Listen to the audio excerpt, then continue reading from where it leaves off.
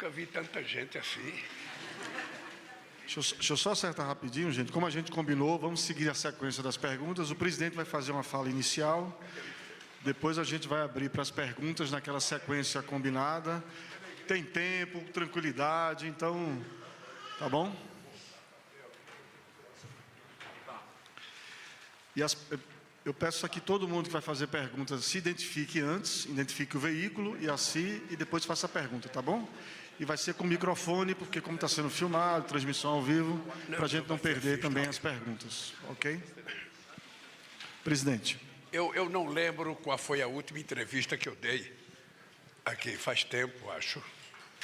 Primeiro porque em setembro eu bati a cabeça e depois, dia 10 de dezembro, eu tive que fazer um procedimento e hoje eu estou aqui 100% recuperado, 100% preparado para todas as lutas que vier a partir de agora.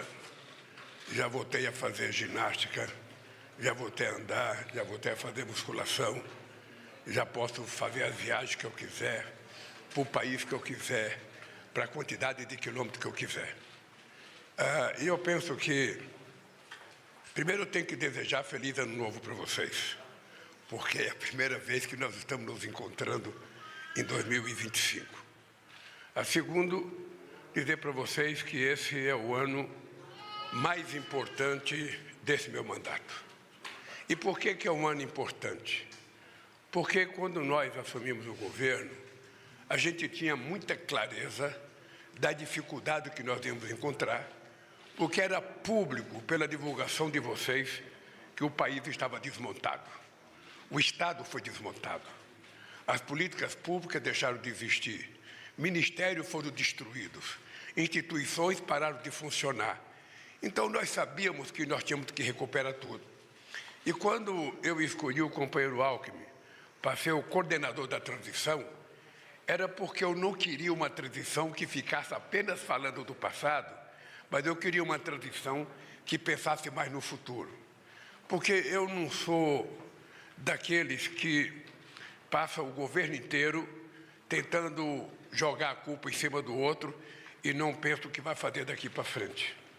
Eu resolvi, então, que a gente deveria pegar o país, a gente deveria reconstruir o país, para que a gente pudesse, depois do mandato presidencial, entregar o país de forma mais civilizada possível, da forma mais democrática possível, com crescimento sustentável, com distribuição de renda e com a maior política de inclusão social que esse país já teve conhecimento.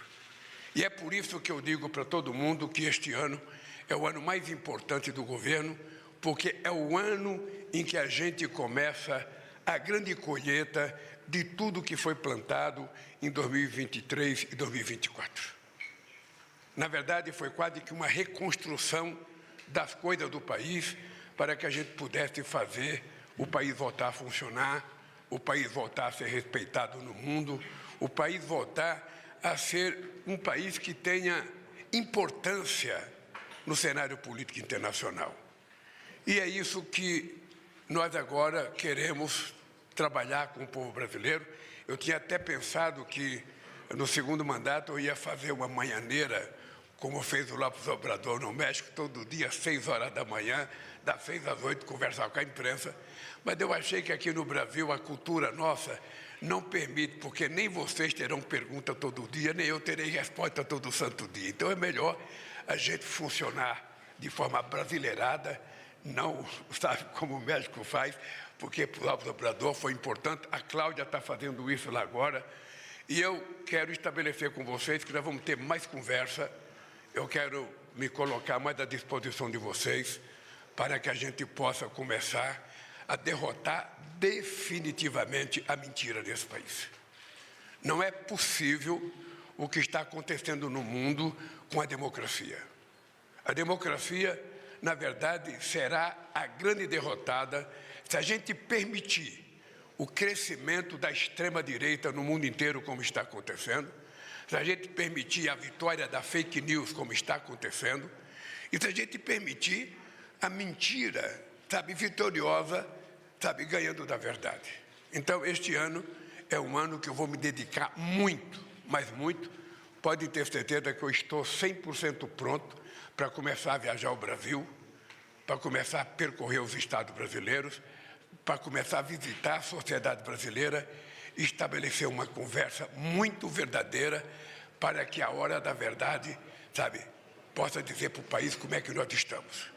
Eu estou convencido que nós vamos terminar o mandato numa situação extremamente positiva.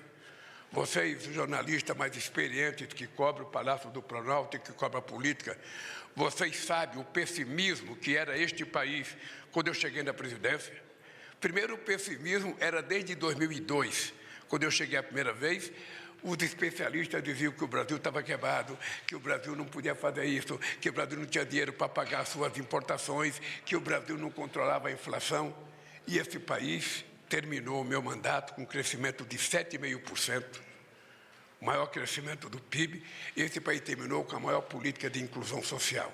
Outra vez, isso vai se repetir. Vocês estão lembrados que eu estava em Hiroshima em janeiro de 2023, por ocasião do G7, quando o FMI disse que o Brasil só ia crescer 0,8%. E eu disse para ela, olha, você não conhece o Brasil, você não conhece o tipo de governo que nós fazemos e você vai perceber que o Brasil vai crescer muito mais. E aconteceu que o Brasil cresceu 3,2%. Agora, os especialistas diziam que o Brasil vai crescer apenas 1,5% em 2024. Nós vamos crescer 3,5% ou 3,7%. Isso é uma demonstração de que as coisas estão sendo feitas, as coisas estão sendo plantadas, e nós vamos começar a colher. Há quanto tempo vocês não viram a indústria brasileira crescer? E a indústria brasileira voltou a crescer com forte investimento público e privado, sobretudo a nova indústria brasileira, coordenada pelo companheiro Alckmin, que está tendo um sucesso extraordinário, e a indústria chegou a crescer 3,4%. É esse Brasil que nós vamos discutir com o povo brasileiro em 2025 nas ruas desse país. Eu digo sempre o seguinte, eu digo sempre que quem quiser derrotar a política do meu governo vai ter que aprender a fazer luta de rua.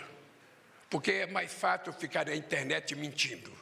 Agora é muito difícil ter coragem de ir para a rua, conversar com o povo e discutir com o povo as coisas que estão acontecendo no país. Esse é o meu tipo de governar. E esse é o meu tipo de fazer com que as coisas deem certo no Brasil. Nós fizemos um G20 extraordinário. Eu não tenho nenhuma humildade de dizer para vocês de que nós fizemos o mais importante G20 da história do G20. Nós agora vamos repetir o maior BRICS da história dos BRICS e vamos repetir a melhor COP, sabe, já feita desde que foi estabelecida a primeira COP. E vamos fazer no coração da Amazônia, onde ninguém acreditava que fosse possível fazer, onde todo mundo dizia que não tinha infraestrutura, onde as pessoas ficavam preocupadas onde vai dormir as pessoas. As pessoas vão dormir onde tiver que dormir. Eu posso dizer que ninguém vai ficar acordado por falta de um lugar para dormir. Mas a gente quer fazer, sabe, a COP no coração da Amazônia. Porque em qualquer parte do planeta Terra, as pessoas dão um palpite sobre a Amazônia. Todo mundo é especialista sobre a Amazônia. Todo mundo quer proteger a Amazônia. Então nós vamos fazer lá, na cidade de Belém, para que as pessoas saibam o que é a Amazônia, para que as pessoas vejam as pessoas que estão lá, mas as pessoas vejam, sabe, a grandeza da natureza da Amazônia. E é isso que a gente vai fazer, porque nós temos que fazer uma luta muito grande nessa questão do clima. Não é uma coisa pequena. Se a gente não fizer uma coisa forte, essas COP vão ficar desmoralizadas, porque se aprova as medidas, fica tudo muito bonito no papel, e depois nenhum país cumpre. O Trump acabou de anunciar a saída do Acordo de Paris, mas os Estados Unidos já não tinham cumprido o Acordo de Quioto. Ou seja, os países se comprometeram a dar 100 bilhões de dólares por ano para os países em desenvolvimento em Copenhague, em 2009, e até hoje não deram. Agora a necessidade é 1 trilhão e 300 bilhões de dólares. Eu tenho certeza que eles não vão dar. E o nosso pessoal baixou, os ambientalistas baixaram para 300 bilhões, que também não vão dar. Então, é preciso que a gente faça uma discussão séria se nós queremos discutir a questão do clima com seriedade, se nós queremos fazer com que haja uma transição energética de verdade, se nós queremos mudar, sabe, o nosso planeta para a gente poder sobreviver nele e chegarmos a ter no máximo 1,5 grau, sabe, de caloria, ou nós vamos brincar, sabe, de falar na questão do clima. Então, essa COP30, ela vai ser um balizamento do que nós vamos querer daqui para frente. Lá vai estar os indígenas para discutir, lá vão estar os quilombolas para discutir, lá vão estar os chefes de Estado para discutir, lá vão estar os especialistas para discutir, e nós queremos uma coisa muito verdadeira para a gente saber se a gente está falando sério ou não está falando sério sobre a questão do clima. Quando as pessoas falam em dinheiro, porque os países ricos só falam o seguinte: nós vamos ajudar dando dinheiro, Ele tem que saber que quando a gente fala que vai chegar o desmatamento zero em 2030, as pessoas têm que saber que embaixo da copa de cada árvore tem um indígena, tem um ribeirinho, tem um pequeno trabalhador rural. E essa gente precisa viver, essa gente tem que ter acesso às coisas que todo mundo tem. Essa gente quer ter bens materiais que a civilidade conquistou. Então, é essa discussão séria que a gente quer fazer na COP30. E depois, a gente vai fazer com que o Brasil construa tudo aquilo que nós prometemos que o Brasil vai construir. Vocês vão ter surpresa, muitos de vocês vão sair daqui do Palácio e vão me acompanhar na viagem, porque nós vamos querer que a imprensa acompanhe. Nós não queremos mais que a imprensa fique sentada numa sala querendo saber de notícia. Eu, sinceramente, eu quero saber o seguinte: eu não quero mais ver notícia. Eu conversei com uma pessoa próxima do presidente que disse tal coisa. Não, vai conversar com o presidente. Precisa conversar com alguém próximo. Conversa logo diretamente com o presidente, faz a pergunta que tiver a fazer para o presidente, porque assim fica melhor, fica mais verdadeiro. Vocês ganharão muito mais estabilidade, eu ganharei muito mais credibilidade e o Brasil ficará muito melhor. É esse Brasil que eu quero construir com a participação de vocês. E agora, eu vou me colocar à disposição de vocês, porque senão eu fico falando muito. Daqui a pouco eu respondo as perguntas que vocês vão fazer, sem vocês fazerem a pergunta, tá? O nosso companheiro Laércio vai coordenar, essa figura simpática, sabe? Vai coordenar, e eu estou à disposição de vocês. Por favor, não se restringam na pergunta. Eu vou repetir uma coisa que eu falo todo dia: não tem pergunta irrespondível, a não ser que eu não saiba. Aí eu vou dizer para vocês: não sei. Eu vou pedir, quem sabe, ajuda para os outros jornalistas que estão aqui. Mas não tem tema proibido, pergunta o que vocês quiserem, do jeito que vocês quiserem, que ela será respondida do jeito que eu sei. Tá bem? Então, feliz ano novo para todos nós.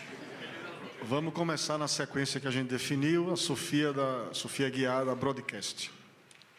Oi, presidente. Bom dia. Primeiro, muito obrigada por esse espaço. A gente concorda que tem que falar mais, tem que conversar mais, e a gente espera que isso se repita mais vezes. Fala com o microfone mais perto da boca. Aqui, perdão.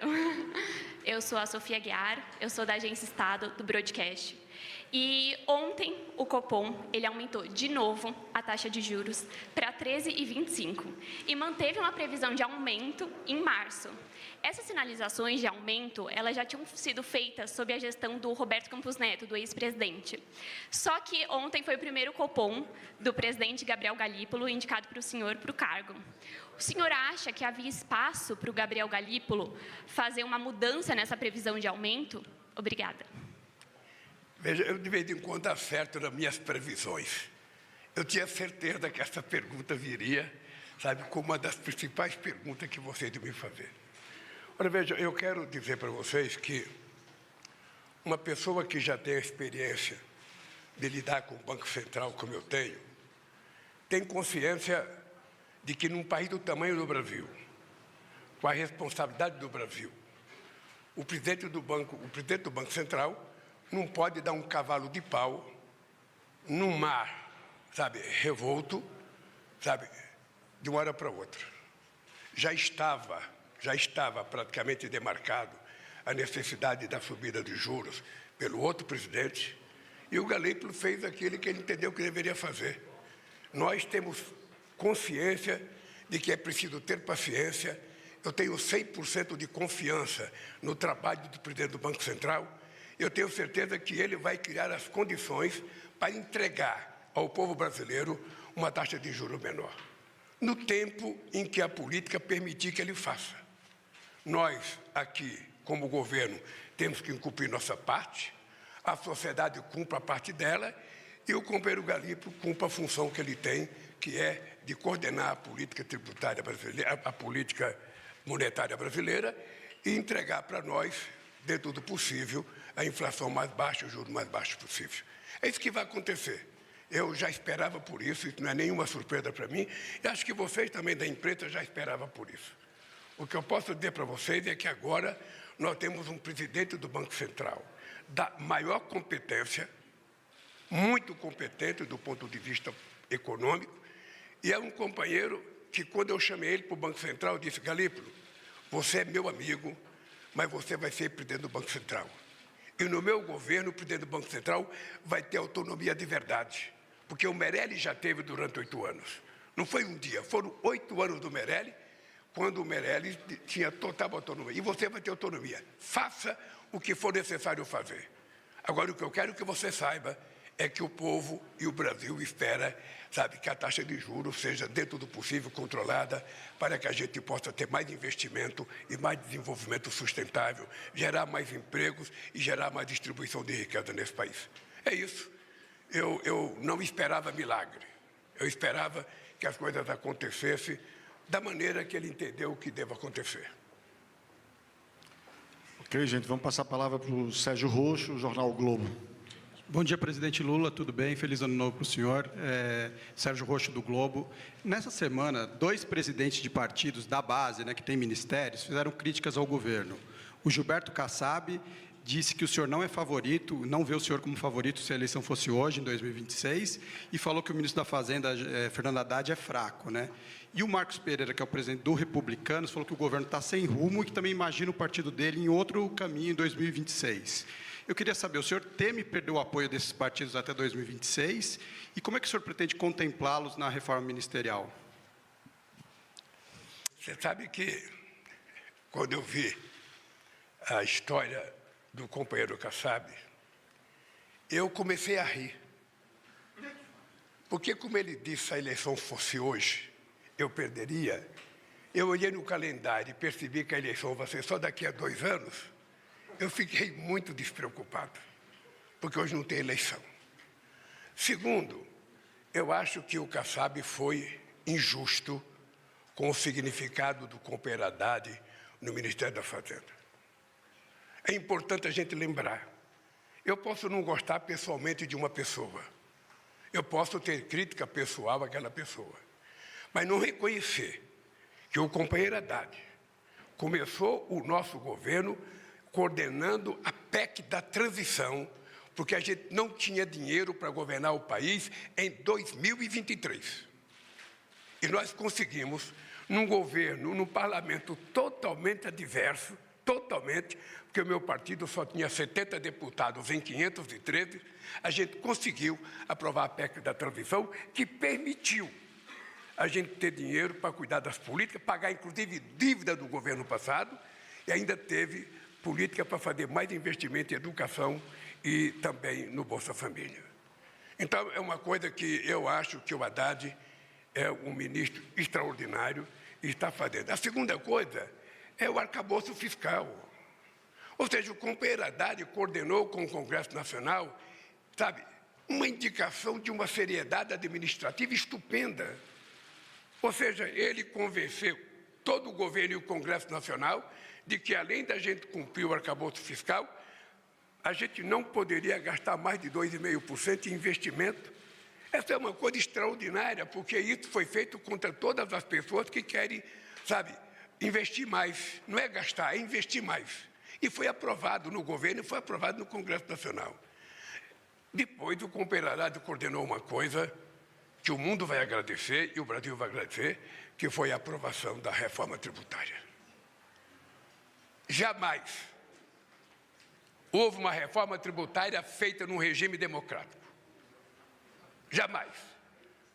uma política tributária aprovada com o Congresso, sabe, funcionando da forma mais independente, com o Senado trabalhando da forma mais independente, com a imprensa fazendo a crítica que quiser fazer, e com a organização da sociedade totalmente livre, nós conseguimos a proeza. Foi, na verdade, um milagre que nós conseguimos fazer uma política tributária que vai entrar em vigor em 2027, para que o Brasil passe a ser um país mais atrativo para investimentos estrangeiros e mais seguro para os investimentos nacionais. Ou seja, na verdade, só por isso o Haddad deveria ser elogiado pelo Kassab. Agora, eu não posso, sabe, pedir para o Kassab elogiar se ele não quer elogiar. Então, eu acho, primeiro, que não tem eleição agora, então eu estou tranquilo. Sabe? É como se falasse agora, o Corinthians vai perder o campeonato de 2026. Deixa chegar o campeonato para ver se ele vai perder. Outra coisa é o Marcos Pereira. É importante lembrar que eu não tive apoio de muitos partidos desses na época das eleições. Muitos deles não me apoiaram nas eleições. Daí porque a indignação de muita gente de achar que eu não teria condições de governar, porque tinha muito partido que não tinha votado em mim e que eram maioria no Congresso Nacional, contra os 70 do PT, os 10 do PCdoB, os 10 do PSD. Nós éramos muito poucos. E o que aconteceu? Foi o momento em que nós aprovamos mais projetos de lei e medida provisória na história desse país. Numa demonstração de muita capacidade de conversa, de muita capacidade de articulação, de muita competência, de ceder naquilo que você pode ceder, porque quando a gente manda um projeto para o Congresso Nacional, esse projeto não é obrigatoriamente votado do jeito que a gente quer. Nós compreendemos que o Congresso tem um direito de mudar, de fazer emenda. Se for colocado jabuti, eu veto. E mesmo assim o Congresso tem o direito de derrubar o meu veto. E mesmo assim eu tenho o direito de recorrer à Suprema Corte para manter o meu veto. É assim que funciona a democracia. É assim que funciona a democracia. Então, se os republicanos vão me apoiar ou não em 2026, deixa chegar 2026. Deixa chegar, gente. Não vamos tentar antecipar 2 anos. O meu problema agora é fazer com que 2025 seja o ano da melhor colheita política desse país para o meu governo, da melhor política de obras públicas para o meu governo, da melhor colheita possível de inclusão social do meu governo, em todas as áreas, em todas as áreas. E vocês, eu tenho certeza, irão participar desse resultado da forma mais extraordinária possível, porque o que nós fizemos, e vamos fazer na saúde, o que nós estamos fazendo na educação, o que nós estamos fazendo no transporte. Ontem eu participei de um ato de transporte. Vocês sabem que em 2 anos, em apenas 2 anos, nós já fizemos o dobro do que foi feito em 4 anos no governo passado. Vocês sabem que nós vamos fazer 41 licitações com empresas privadas para consertar as estradas brasileiras, contra 6 que foi feita em 4 anos no outro governo. Então, essas coisas é que vai mostrar a diferença entre o Brasil de agora e o Brasil do futuro e o Brasil do passado. O Brasil da democracia e o Brasil da antidemocracia. O Brasil da democracia e o Brasil do golpista. O Brasil da verdade contra o Brasil da mentira. É esse país que a gente vai mostrar. E eu quero que vocês acompanhem da forma mais democrática possível, para vocês poderem escrever aquilo que vocês querem, sem que o presidente fique ofendendo vocês, sem que o presidente fique desacatando vocês. Porque tem gente que acha que jornalista bom é aquele que escreve um artigo favorável ao governo. Eu penso diferente. Eu acho que jornalista bom é aquele que escreve a verdade, contra ou a favor, mas que seja a verdade. Então, há uma diferença muito grande de comportamento do Estado brasileiro hoje e do governo com relação ao tratamento da sociedade. E vocês têm que saber de uma coisa. Para mim, a democracia é a coisa de maior relevância nesse instante na humanidade, não é no Brasil. A democracia é a coisa mais importante. Ou a gente mantém a democracia funcionando, ou a gente vai ter estados autoritários mais do que Hitler e mais do que o fascismo. E é por isso que a democracia é um valor incomensurável na minha vida daqui para fora. Eu tenho dito para os trabalhadores, eu tenho dito, ao invés de vocês ficarem fazendo pauta de reivindicação, façam quantas vocês quiserem, mas coloquem a democracia, porque só com democracia é que vocês conquistam as coisas. Só com democracia, com o direito de greve, com o direito de xingar governo, com o direito de fazer passeata, com o direito de fazer tudo. Se a gente perder isso, a gente perde a coisa mais extraordinária, que é a democracia. Eu gosto tanto da democracia, porque jamais, no regime autoritário, o metalúrgico seria presidente da República. Jamais. Jamais um índio seria presidente da Bolívia. E a democracia ela é extremamente importante, porque ela permite o contrário. Ela permite uma aliança como eu e o Zé Alencar. Ela permite uma aliança como eu e o Alckmin. Quem é que imaginava que eu ia fazer uma aliança com o Alckmin? E eu fiz, e sou agradecido pelo extraordinário serviço que ele está prestando ao Brasil e ao meu governo. Vou passar a palavra agora ao Renan Truffi, do Valor Econômico. Presidente, bom dia. Sou o Renan Truffi, do Valor Econômico. Eu queria perguntar para o senhor o seguinte: nessa semana foi noticiado que o senhor autorizou o aumento do diesel. E esse é um produto que interfere principalmente no frete em relação aos caminhoneiros. O governo do senhor está monitorando a possibilidade de os caminhoneiros fazerem outro protesto, pararem as estradas e algo do tipo, ou não? Como é que o senhor vê isso? Repete a pergunta para ele, por favor. Vamos lá. Nessa semana, foi noticiado que o senhor autorizou o aumento do diesel para a Petrobras. E isso é uma questão que interfere nos caminhoneiros. Deixa eu te falar uma coisa. Eu não autorizei aumento do diesel. Porque desde o meu primeiro mandato, que eu aprendi que quem autoriza o aumento do petróleo, derivado de petróleo, é a Petrobras e não é o presidente da República. Essa é a primeira verdade que eu quero dizer. Eu já aprendi há muito tempo isso. E aprendi uma outra coisa. Se a Petrobras tiver que fazer um reajuste, e veja a diferença, eu falei reajuste e você falou de aumento. É porque se ela tiver que fazer um reajuste, ainda assim, não levando em conta o aumento da inflação de 2023 a 2024, sem contabilizar a inflação, se colocar essa inflação no preço, se ela fizer reajuste, ainda assim será menor do que dezembro de 2022.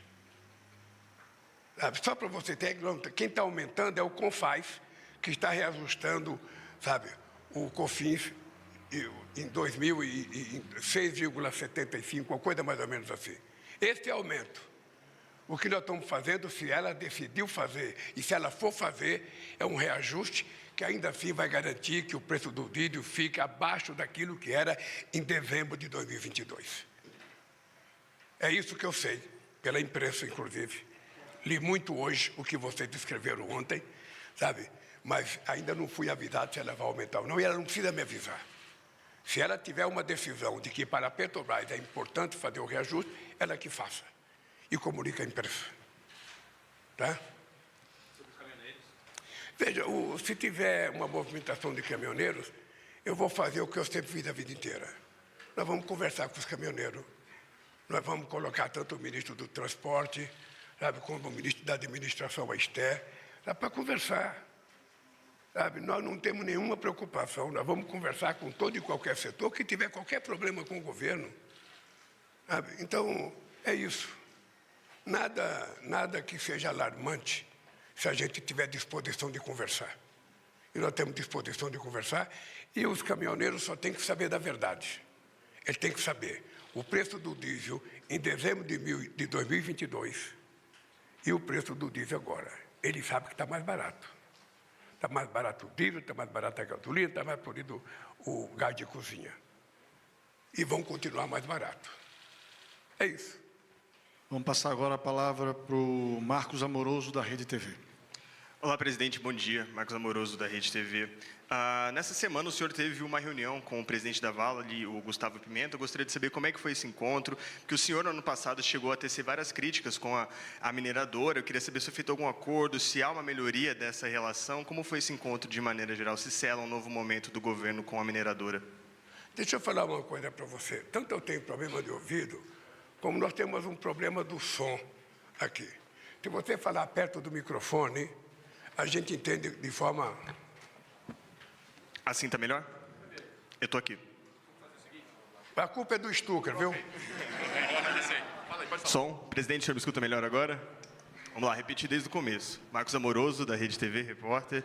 O senhor, essa semana, teve uma reunião com o presidente da Vale, Gustavo Pimenta. Eu gostaria de saber como é que foi esse encontro. No ano passado, o senhor chegou a tecer algumas críticas com a mineradora, principalmente relacionado aos acordos. Eu queria saber, saiu algum acordo dessa reunião? Houve uma melhoria dessa relação? Como é que vai ser a relação do governo com a Vale a partir de agora, ou se nada muda? Olha, primeiro, eu tenho noção da importância da Vale para o Brasil. Muita noção.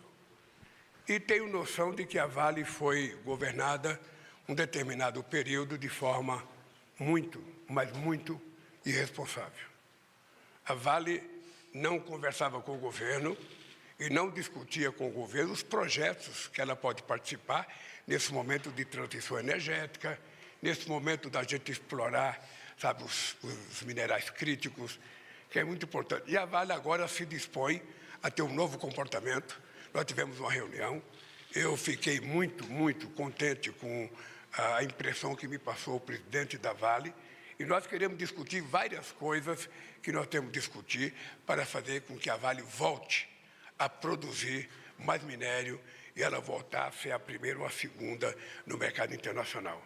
Ela caiu muito no mercado internacional, ela perdeu muito, e eu acho que nós precisamos fazer com que a Vale recupere, porque ela é importante para o Brasil.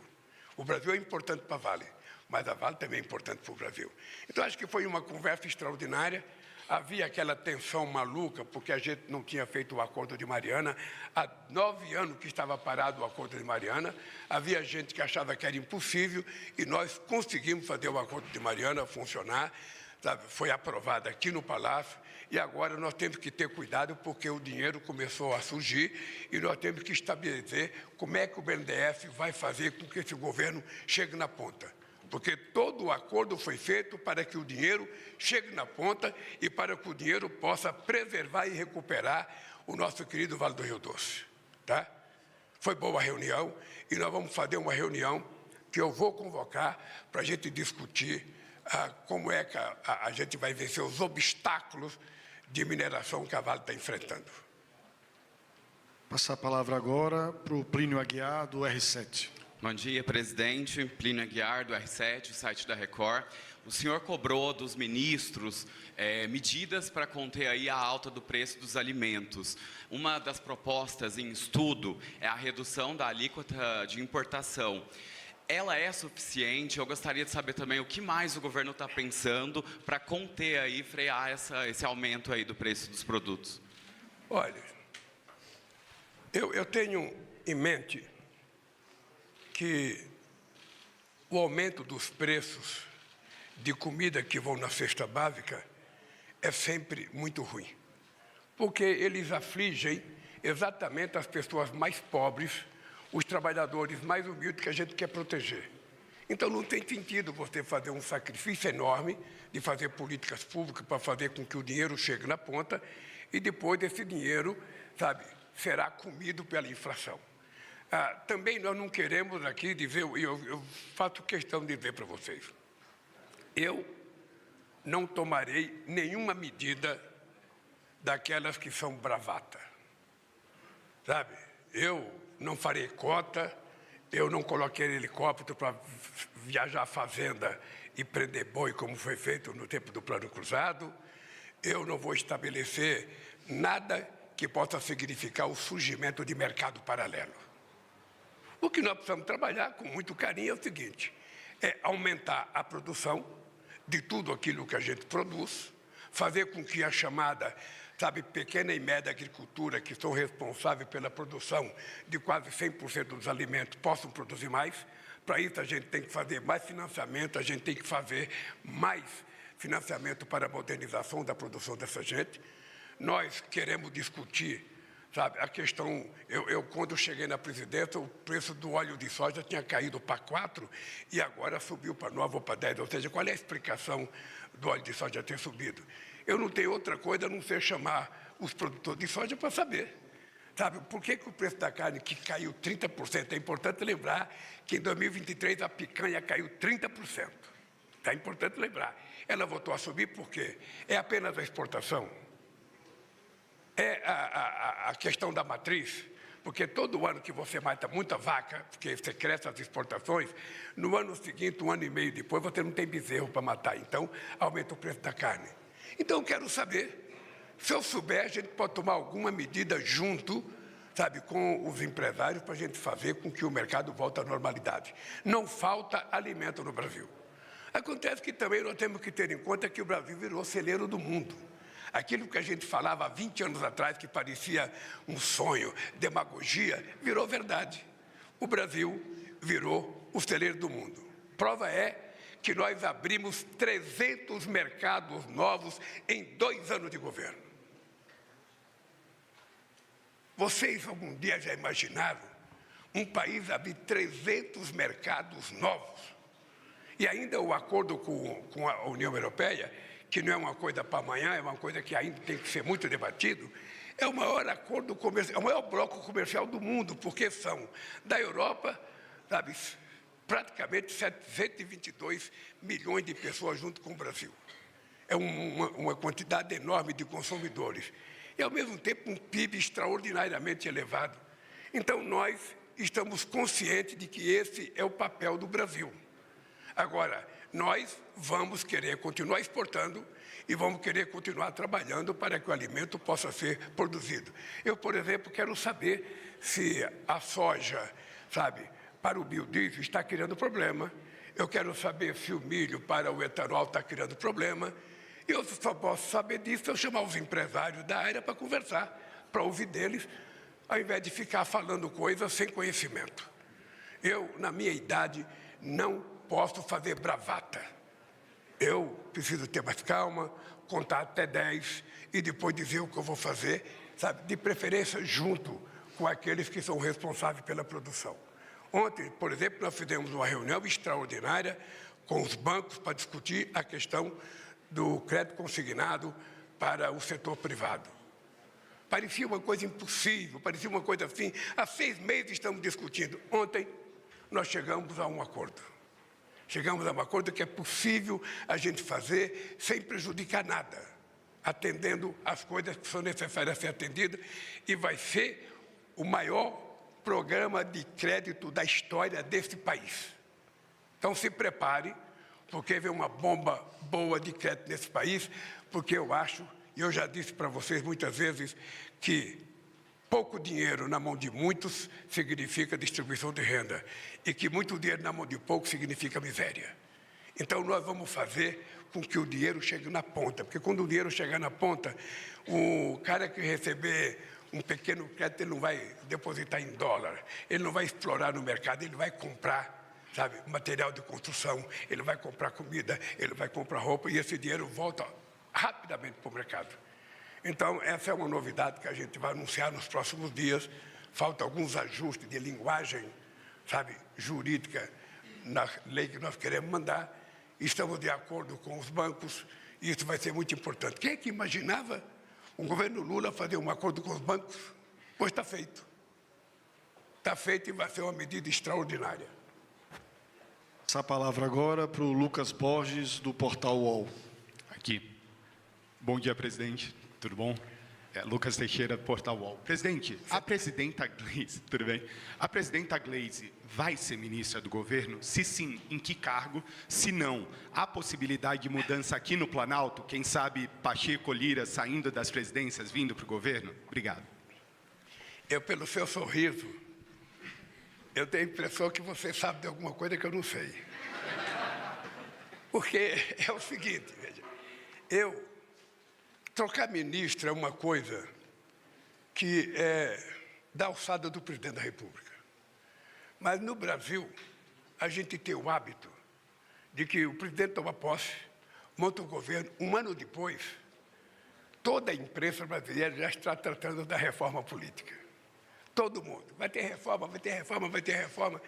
Eu, sinceramente, fiz a melhor reunião de ministério que eu já fiz em todo o meu tempo de governo no começo do ano.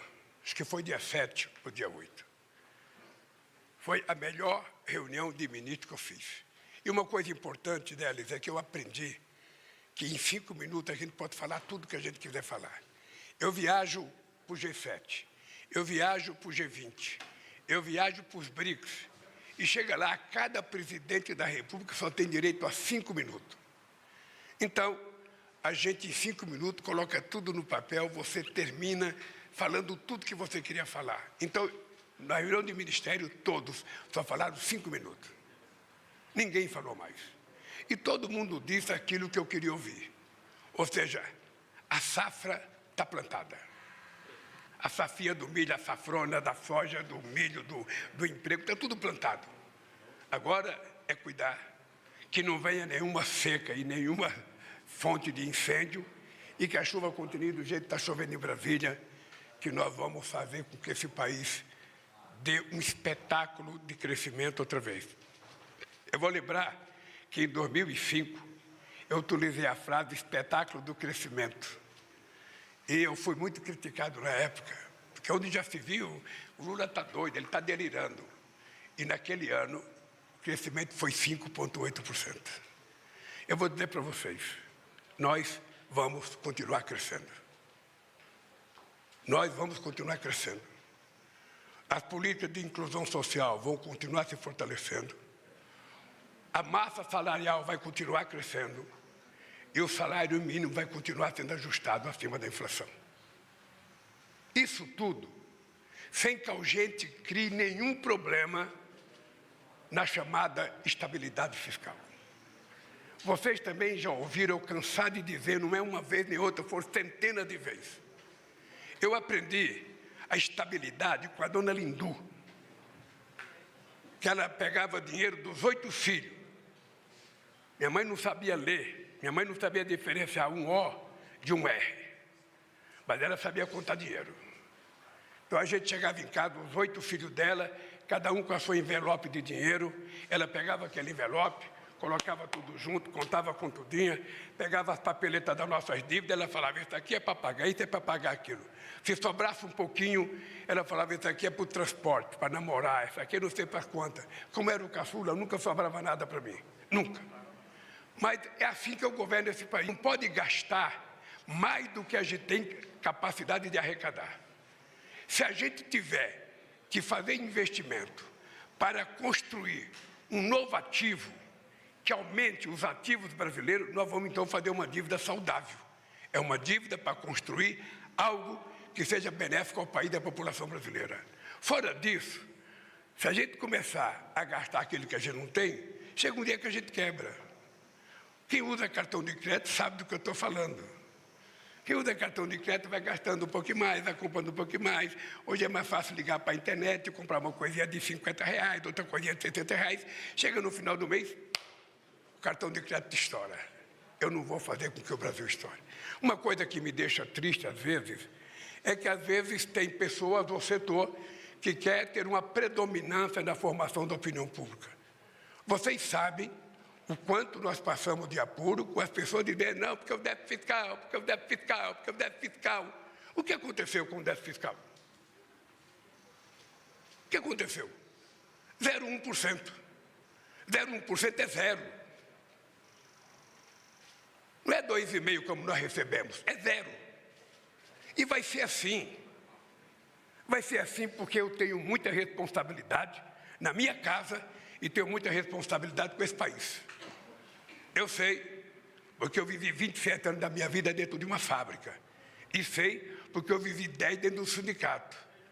Eu sei como é que o povo sofre a irresponsabilidade de um governo. E quando eu falo que a gente vai controlar a economia desse país, é porque se a gente não acertar, quem sofre é o povo. A hora que o país quebrar, sabe que vão cortar o povo. É o povo que vai ter vítima. É gente que ganha bilhões e bilhões querendo que a gente corte, sabe, tostão do povo trabalhador. E é por isso que eu tenho responsabilidade. Já provei isso em 8 anos de mandato e vou provar outra vez em 4 anos de mandato. É isso. Passar.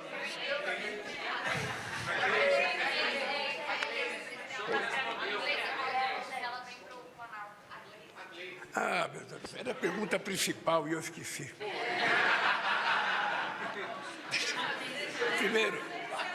Primeiro, deixa eu dizer para vocês o seguinte. A companheira Gleice, ela já foi ministra, chefe da Casa Civil da Dilma. Eu estava preso e eu fui um dos responsáveis pela que a companheira Gleice virasse presidenta do nosso partido. A Gleice é um quadro muito refinado. Politicamente, tem pouca gente nesse país mais refinado que a Gleice. O pessoal fala, mas ela é muito radical para ser presidente do PT. Olha, para ser presidente do PT, ela tem que falar a linguagem do PT. Se ela não quiser ser assim, ela é que vai para o PSDB. Ela é que vai para outro partido político. Para ser do PT, ela tem que ganhar, sabe, confiança do PT. Então, ela tem condições de ser ministra em muitos cargos. Até agora, não tem nada definido. Eu não conversei com ela, ela não conversou comigo. Eu ainda não sentei para ficar pensando se eu vou ou não trocar alguns ministros. Agora, vocês podem ter certeza que o dia que eu trocar, vocês saberão de primeira mão. E não vai saber por um furo de um articulista, não. Sabe aquele furo? Não, alguém perto do governo, alguém próximo do presidente, alguém que sabe tomar café com o presidente. Não. Vocês vão saber porque eu vou comunicar a vocês se nós vamos trocar A ou B e se vai entrar C ou D. Tá? Mas eu quero dizer que a Gleice é um quadro que ela tem competência para ser ministra em qualquer país do mundo. Raniele Veloso, TV Meio Norte. TV Meio. Bom dia, presidente. Raniele Veloso, da TV Meio. Gostaria de saber se o governo ainda tem pretensão de apresentar ainda cortes na área fiscal. O senhor acabou de falar de estabilidade, mas teve um déficit de 0,1%. O senhor disse que é pequeno, mas teve um déficit e há essa preocupação com as contas públicas. No segundo tempo, nos 45 do segundo tempo, no ano passado, o Congresso aprovou o pacote de corte de gastos. Foi suficiente ou o governo tem outros planos? Olha, você sabe que quando a gente manda um orçamento para o Congresso Nacional, a gente já manda um orçamento com todas as previsões do que possa acontecer no futuro. Eu volto a repetir, 0,1 é 0. As pessoas que passaram o ano inteiro falando do famoso déficit fiscal deveriam pedir desculpa ao Haddad. Haddad, desculpa, a gente não acreditou em você. A gente duvidou de você. Desculpa. Não, mas não pedem. Não pedem, porque as pessoas que falam coisas erradas e depois não acontece, não têm humildade de falar, nós erramos. Então, eu posso te dizer o seguinte, estabilidade fiscal é uma questão muito importante para esse governo. E é uma questão muito importante para mim. Eu acabei de responder na pergunta anterior. A gente quer responsabilidade fiscal e a gente quer fazer o menor déficit possível, porque a gente quer que esse país dê certo. E eu disse para você, se a gente tiver que fazer uma dívida, é para a gente construir um ativo novo que vai ajudar esse país a ser melhor ainda. Então, isso é pensado quando a gente prepara o orçamento. O orçamento, sabe, de 2025, e o orçamento vai ser aprovado, não foi aprovado ainda, sabe, com todas as restrições possíveis a qualquer gasto, mas nenhuma a qualquer investimento. Não tem outra medida? Não tem outra medida fiscal?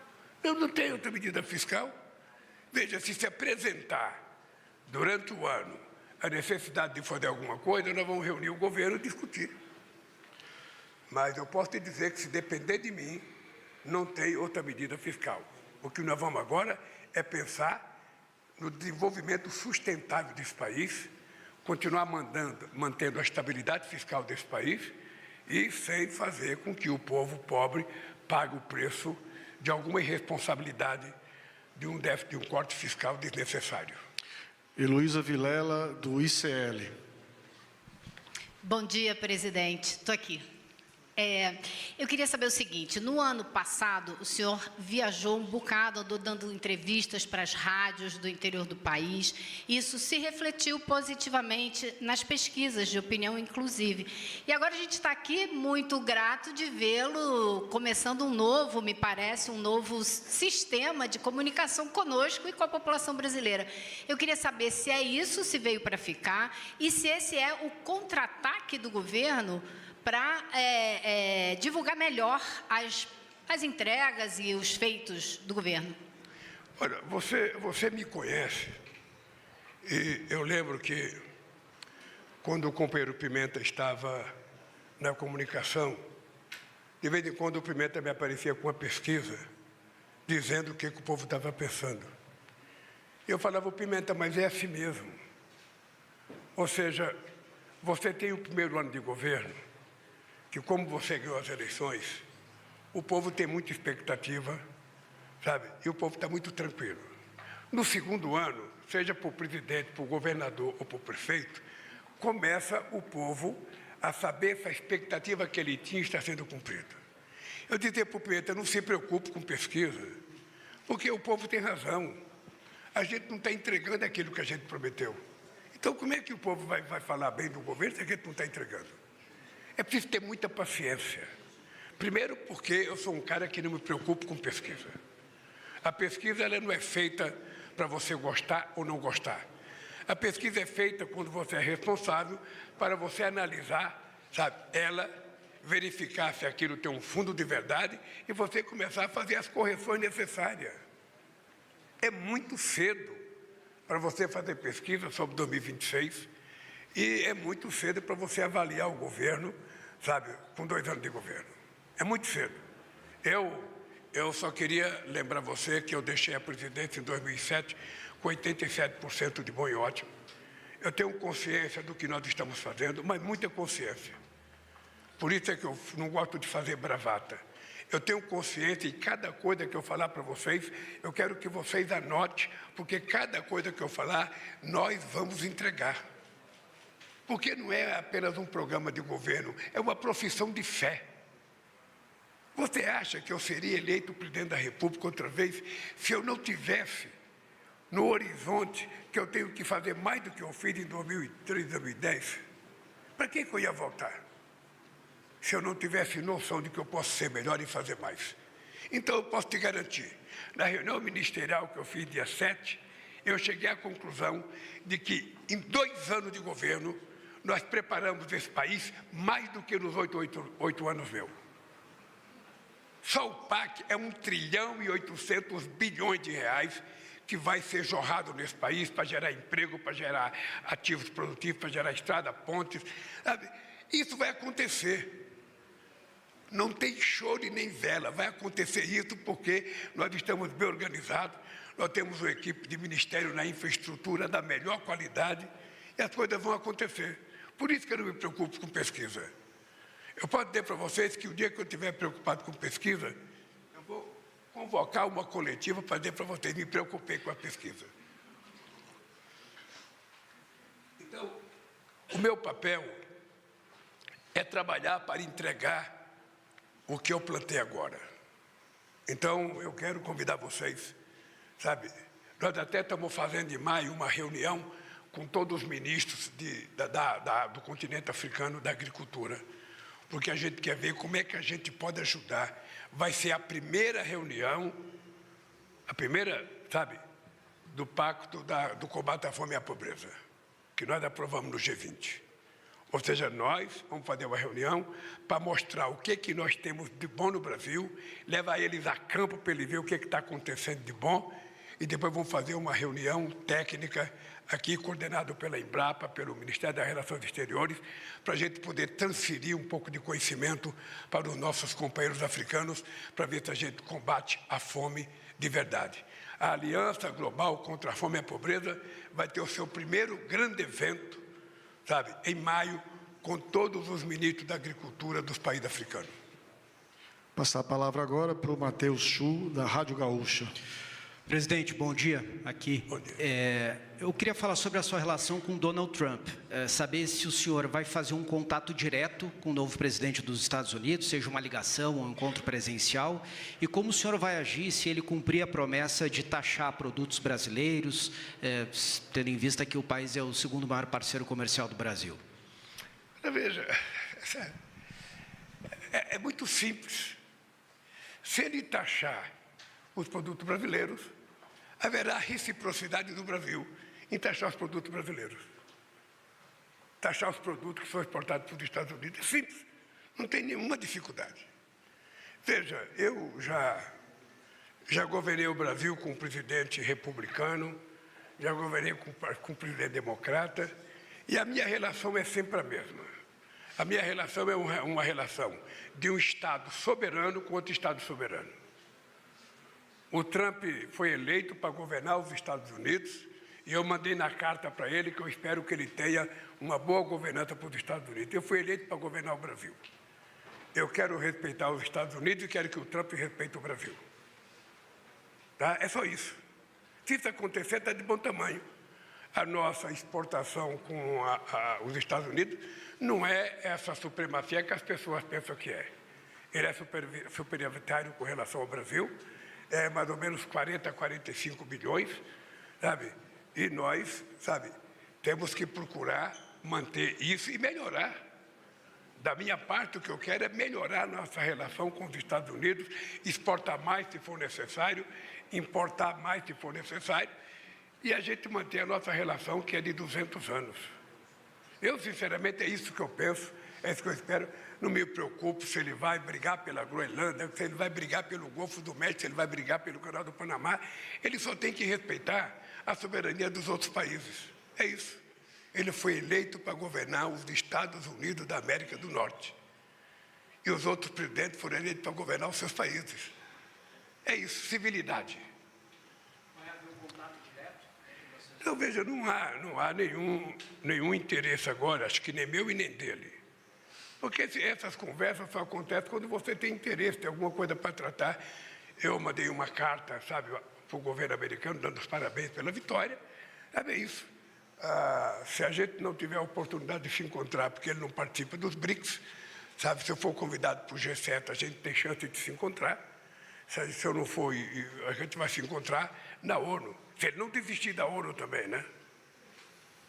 Obviamente que eu acho que esse negócio de descumprir o Acordo de Paris, de, sabe, dizer que não vai dar dinheiro para o OMS, é uma regressão à civilização humana.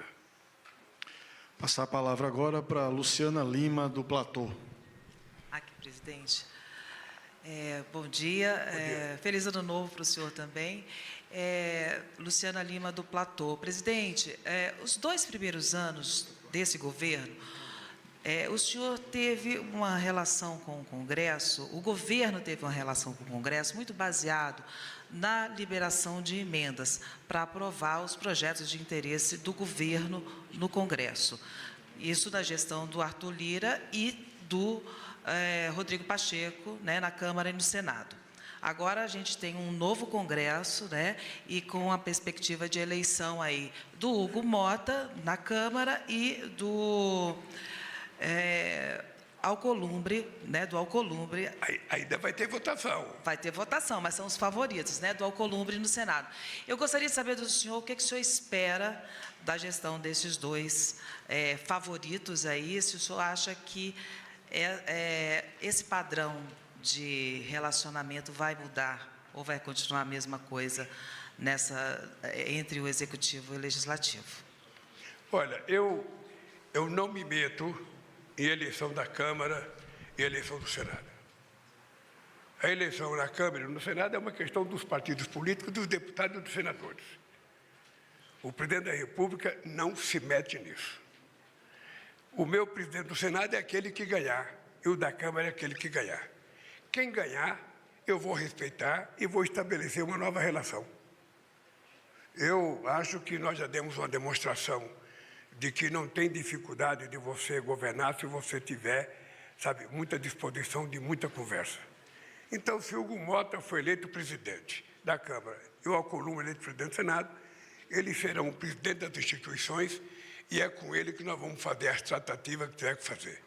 Eu tenho uma boa coordenação política, eu tenho um bom líder no Senado, eu tenho um bom líder na Câmara, sabe, tenho um bom líder no Congresso Nacional, e essas pessoas é que vão tratar de organizar a relação do governo federal. Todos os projetos que eu mandar para o Congresso Nacional, antes de mandar para o Congresso Nacional, eu discuto com os líderes aqui, com o coordenador político do governo, com o líder na Câmara e no Senado, e quando o projeto chega na Câmara e no Senado, ele já está mais ou menos alinhavado para ser aprovado. É assim que vai continuar sendo. E se eles fizerem mudança, e essa mudança for pertinente, eu sancionarei. Se não for pertinente, eu vetarei. É isso. Simples. Eu acho. Não, deixa eu lhe falar uma coisa. O governo não tem nada a ver com as emendas parlamentares. Foi uma conquista deles num governo irresponsável que não governava o país. Tá? Então, elas existem. Nós estamos agora com decisões da Suprema Corte do ministro Flávio Dino e nós vamos negociar para ver se coloca um acordo definitivo entre a Câmara, sabe, e o Poder Executivo para saber que, sabe, se tiver que dar emenda, vamos dar emenda subordinada e orientada a projetos de interesse do Estado brasileiro, sobretudo na área da educação, na área da saúde, na área do transporte. É assim que a gente vai trabalhar, até que a gente crie condições para que seja da forma diferente. Eu te confesso que eu não terei dificuldade na relação com o Congresso Nacional. Não terei. E também eu não sou daqueles que ficam esperando que a oposição me elogie. Sabe? Oposição não foi feita para elogiar o governo. Oposição foi feita para criticar. Eu lembro que o Fernando Henrique Cardoso dizia, o PT vai até ir no Nacional. Sabe? Então, oposição é para isso. Sabe? Nós fomos eleitos para governar. Eles foram eleitos para não deixar a gente governar. Mas nós vamos governar. Pessoal, nós encerramos as 10 perguntas que tínhamos combinado. Queria pedir ao presidente se ele quiser fazer uma fala de consideração final. Eu sei que está todo mundo ansioso por 1000 perguntas aqui, todo mundo dizendo. Olha, vamos ter outras oportunidades também. Eu pensei que era só eu que tinha vindo para cá mais civilizado, mas eu vi que todo mundo aqui está muito bem preparado para essas coisas. Eu só queria terminar dizendo para você o seguinte, eu vou tentar fazer isso mais vezes. Porque se tem uma coisa que me irrita, é sair notícia, sabe, da boca do presidente quando ele não falou. Sabe, por interpretação. Então, se vocês tiverem que fazer julgamento do presidente, faça depois de ouvir o presidente. A Adele parece que quer fazer uma pergunta. Eu abri mais uma concessão também. Então vamos fazer o seguinte, vamos abrir mais duas, tá bom? Mais duas, e aí eu vou intervir. Microfone aí, ó. Stuka, cadê o microfone, Stuka? Faz a Délis, depois a Helena. As duas decanas. A Helena não. Presidente, o senhor falou 2 vezes sobre a questão do ajuste fiscal, do déficit fiscal. Mas eu queria aprofundar um pouquinho, porque o que a gente está querendo saber é se o senhor entende que cumpriu a necessidade de contenção de gastos para o equilíbrio fiscal a longo prazo, porque o problema no mercado não é hoje, é o daqui para frente. O que a gente quer saber é se o senhor considera que cumpriu a necessidade de baixar o rombo fiscal, de resolver o rombo fiscal. Olha, eu vou só repetir o seguinte, não existiu rombo fiscal. Rombo fiscal existiu no governo passado. No governo passado, houve rombo fiscal de quase 2,6%. No nosso não houve. Aliás, se não fosse o Rio Grande do Sul, nós teríamos feito superávit. Pela primeira vez em muitas décadas. É importante lembrar, eu gosto de falar sempre isso, que eu já fui presidente da República. E eu cheguei a fazer superávit de 4,25. Uma demonstração de seriedade. Agora, o que eu não posso é levar o povo mais humilde a um sacrifício para contemplar os interesses de menos gente. Não vou fazer, e o povo sabe que a estabilidade fiscal é um benefício para ele. Porque se eu não fizer estabilidade fiscal, quando eu for cortar, quem vai cortar o Congresso Nacional é do povo pobre. Então, para mim, sabe, nós temos agora uma meta, uma nova política tributária, que vai entrar em vigor em 2027. A gente pode ter muito mais capacidade de investimento, a gente pode ter muito mais capacidade de arrecadação, e eu tenho que esperar cada período para saber como é que vai ser. A única coisa que eu quero é que as pessoas tenham certeza que neste governo não haverá irresponsabilidade fiscal. É isso. O meu histórico é a prova disso. É o meu histórico. Eu sempre falo para vocês, como é que estava a indústria automobilística quando eu voltei para a presidência da República em 2023? Eu sempre falo, que às vezes as pessoas têm memória curta. Quando eu deixei a presidência desse país, a indústria automobilística, em 2010, vendia 3.800.000 carros. Quando eu voltei, 15 anos depois, estava vendendo apenas 1.600.000 carros. Agora já chegou a 2.600.000. Então, é isso que vai acontecer no Brasil. É isso que vai acontecer. Eu não tento discutir aquilo que meia dúzia de pessoas querem. Eu quero discutir aquilo que interessa à maioria das pessoas. É gerar emprego, é gerar renda para essas pessoas. Criar um país de classe média. É esse país que eu quero criar. E vou criar. E vou criar. Sabe? Para os meus adversários ficar com muito mais raiva de mim, com muito mais ódio de mim. Como é que pode esse metalúrgico de São Bernardo do Campo, de diploma primário, como é que pode esse cara fazer o que nós não conseguimos fazer? Aliás, eu acho que vocês poderiam estudar, sabe uma coisa que eu vou pedir para vocês? Esse país teve a proclamação da República em 1889. Vocês poderiam pesquisar em que momento da história esse país teve inclusão social de verdade. Poderiam pesquisar. Vocês vão perceber que teve com Getúlio e teve comigo. Procura outro momento qual foi que teve política de inclusão social. O Getúlio diziam que era ditador, mas foi ele que fez a CLT. Por isso é que a base industrial de São Paulo nunca fez sequer uma viela com o nome do Getúlio. Porque a CLT tirou o povo da escravidão e deu cidadania. E nós com a política de inclusão social. O que eu tenho dito para os empresários?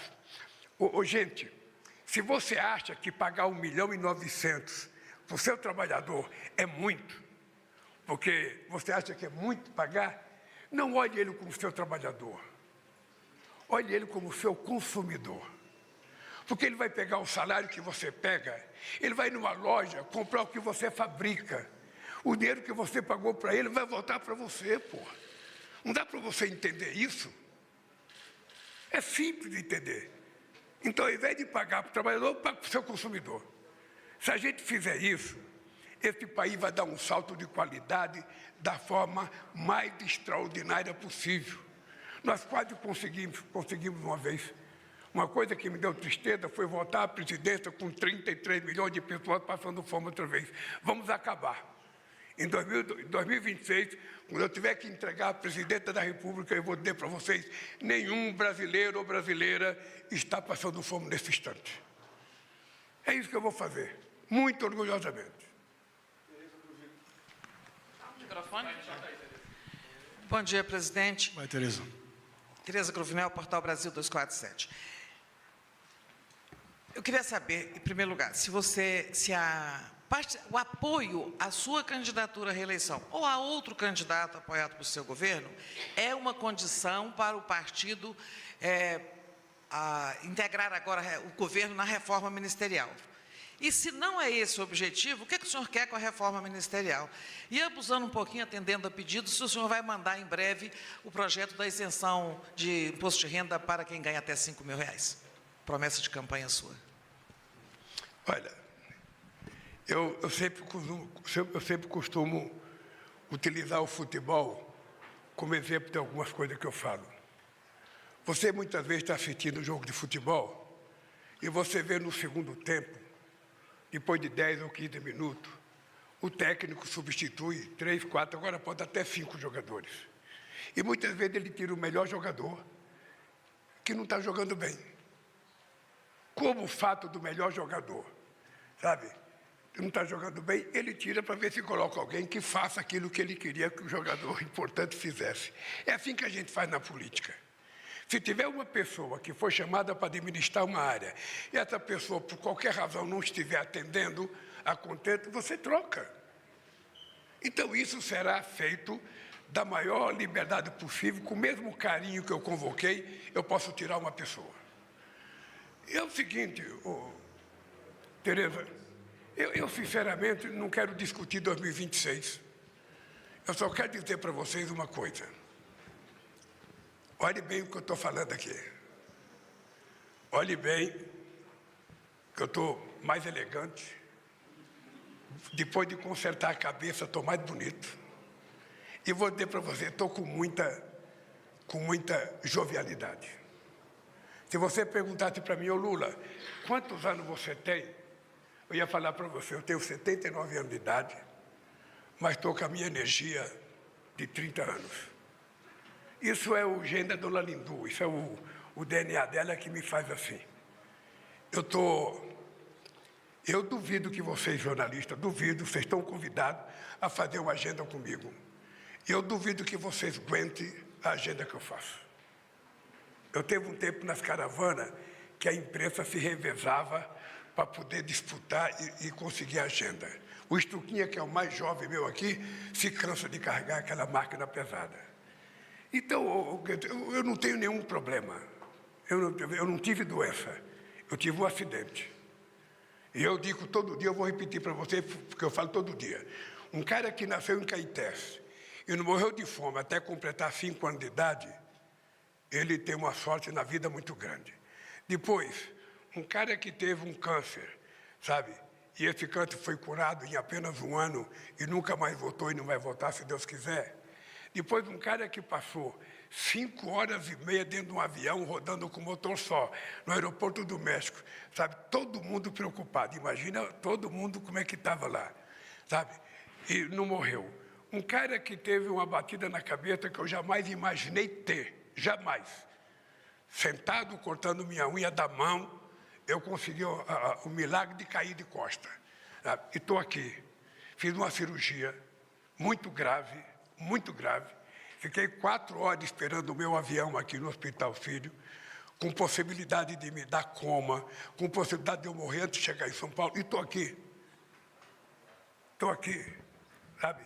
Com muita disposição, com muita vontade de governar. Se tem uma coisa que eu quero fazer é entregar esse país com o povo mais feliz, com o povo comendo mais, com o povo estudando mais, com o povo trabalhando mais. É esse país que eu vou entregar. E quero que todos vocês me acompanhem nessa longevidade de 120 anos que eu quero viver. Tá? Podemos... No mais é o seguinte, olha, eu estou muito agradecido pela gentileza das perguntas. É engraçado, tem gente que acha que a imprensa é agressiva, mas vocês foram tão gentis e cordiais que eu acho que vocês vão ser repreendidos pelos editores de vocês. Por que você não apertou? Por que você não fez das contas tal? Mas eu também gosto de aperto. Sabe? Na próxima você se prepare. Gente, vamos... Não, vai ser agora. Está preparando para a gente mandar para o Congresso Nacional. Tem apenas um ajuste, sabe? Que toda vez que a gente for tirar uma coisa, você tem que fazer a compensação. Está sendo feito um ajuste. Ainda ontem eu conversei com a Haddad. E logo a gente vai dar entrada no projeto de desconto de R$5.000 no imposto de renda. Tá? Gente, um abraço. Muito obrigado, gente. Obrigado, gente. Hein?